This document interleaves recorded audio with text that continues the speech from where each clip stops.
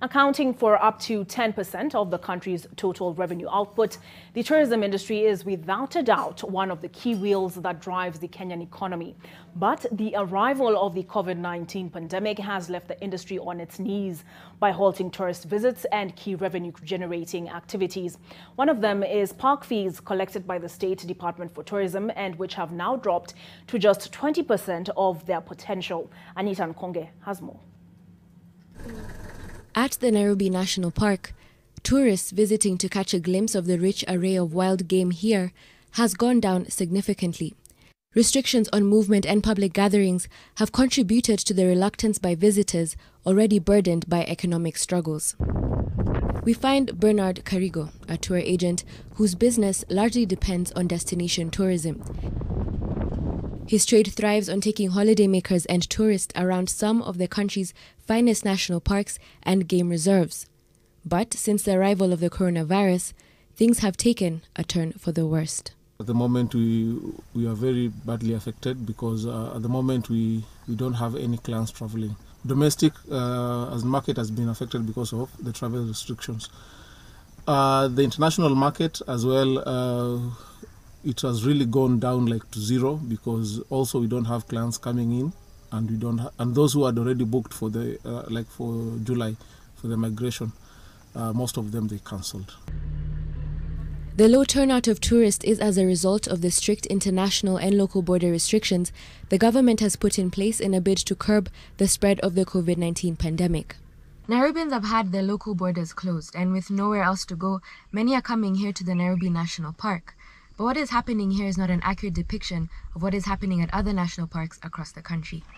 So the situation down in Masai Mara, Amboseli, in Samburu and all the other parks is it's quite devastating because there is nobody going there right now. So the parks are empty, totally empty. You will drive hours without even meeting one single vehicle. So the parks are totally empty. There's nobody going anywhere at the moment. So the effect of that is a significant reduction in park fees, money used to foot operation bills in the Kenya Wildlife Services for personal emoluments and human-wildlife conflict compensation. The State Department for Wildlife says it had projected a total collection of 4.62 billion Kenyan shillings in park fees by the KWS for the appropriation in aid. However, with reduced tourism activities in the country, the department says it is likely to collect only 20% of the targeted revenue, translating to 920 million Kenyan shillings.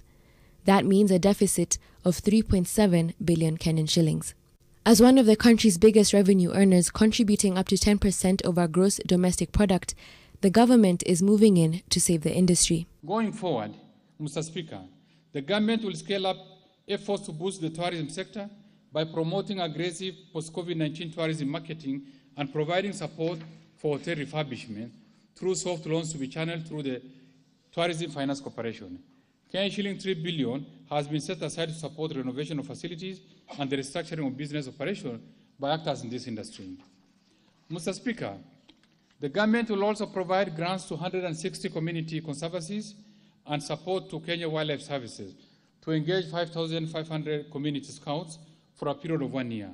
To support these initiatives, I propose to set aside shilling 2 billion in this budget.